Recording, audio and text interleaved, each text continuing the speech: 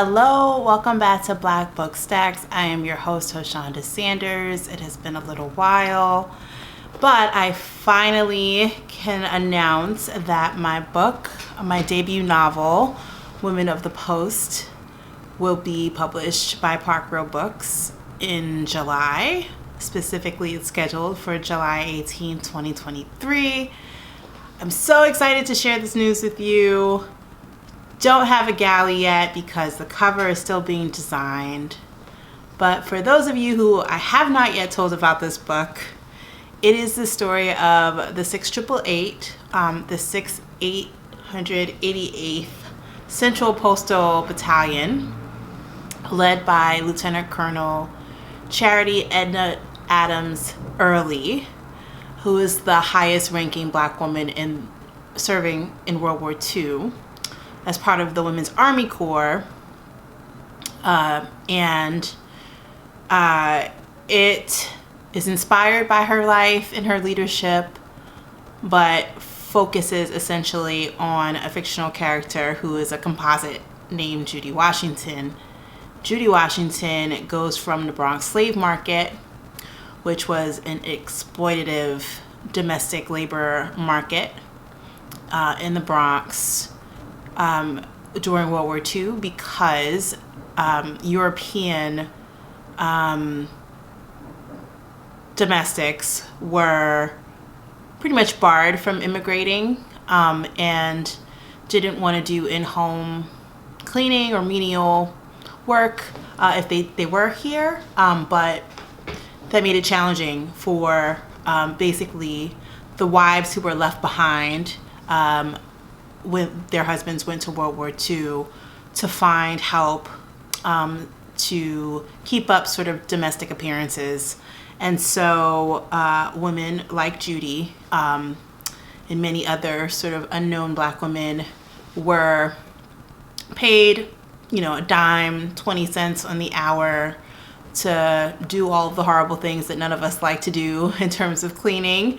I get into some pretty disgusting detail just briefly in the novel to give people a sense of the humiliation and the dehumanizing work that needed to be done for not very much money. But Judy's husband has gone off to war, Herbert, and she hasn't heard from him for a little while. So when she has the opportunity and learns from then Major Charity Adams at the slave market during recruitment that the Women's Army Corps is a possibility, there really aren't these other avenues that we have now for Black women's work specifically, but for women's work in general. And so she has a couple different motivations for going to the Women's Army Corps and specifically joining the 6888. So that is sort of the setup of the novel. She joins the unit, makes some amazing friends along the way, and also may or may not have a love interest that spices things up. I am a longtime fan of romance, sort of secretly, but I guess it's not a secret anymore because I'm telling you. I think I've also said this publicly before that I love romance and I love romantic novels, and I read them a lot, actually, probably before I should have, like maybe starting in 4th grade about is what I remember. So it was both a surprise and not a surprise that there were a couple of different love situations that popped up in writing Women of the Post, but I've been working on it for several years. I actually started writing it in 2011 and just had insomnia, was dealing with some personal things, and like woke up with this image of the woman who would become Judy Washington in like a man's blazer and a shirt and just like needed to go somewhere. And the original novel is so very different. This is many revisions and iterations beyond what it was, obviously, like 12 years ago, I guess that was. I cannot believe it's been that long. But essentially, the premise was the same. You know, she was in love with Herbert, and something happened to him, and I didn't know what. I didn't know why she was wearing clothes that looked like they belonged to him. I couldn't figure out where she was supposed to be going. I was in Texas at the time, and I have it's sort of my second home, or my home away from home, and so I have this affection for Texas and have always wanted to write about it, and so that was like my vehicle and mechanism for doing that at that time. And so it shifted in a wonderful way, because the women of the 688 end up serving. There were 855 of these Black women, and they came from all over the country. They were sort of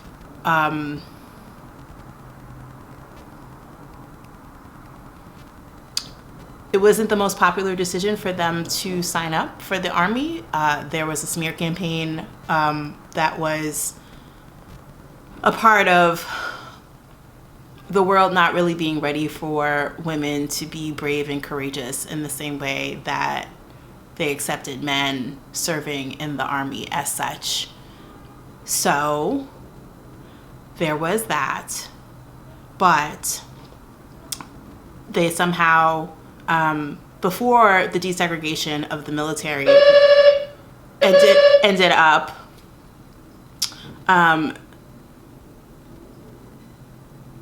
finding their way to Birmingham, England, and to Rouen, France. And so that was an incredible experience to learn about, as someone who never learned about that as part of American history in the past, but then also to write about what it must have been like, because those narratives are largely missing in our culture, in education, like not just in public education, but in private education. Like, I literally did not know that Black women had been a part of World War II at all. And that there had been Black women veterans basically like before the 90s, I think. I feel like I never even heard about us serving in the military, like, ever until like pretty recently. So it was an education, you know. I've heard people say that a novel teaches you how to write it, or that there are writers who've had that experience. And for me, it was deeply challenging to, in a beautiful way, to figure out how to write historical fiction, or like how to write a historical fiction novel, because I hadn't. And I always dreamed of writing a novel, but like I didn't really like put myself in a genre, so to speak, in terms of a target. So it was just really a revelation to arrive at this incredible story about these women who inspired me so much. So I wanted to share that with you as I begin to talk more publicly about Women of the Post. And I'm going to put the pre-order links in the description box. Feel free to pre-order. The publication date as of February 2023 is July 18th, 2023. And thank you so much for listening and supporting, for your likes, for your shares, for your subscribes. I appreciate you spreading the word about the book. I know that the women of the 6888 have been getting more attention, which makes me so happy. And I love being a part of this conversation in our culture, where we finally are getting to hear and see these unsung hidden figures in our history who deserve our recognition and deserve their flowers and their credit. So thank you for supporting that, and I will see you again soon.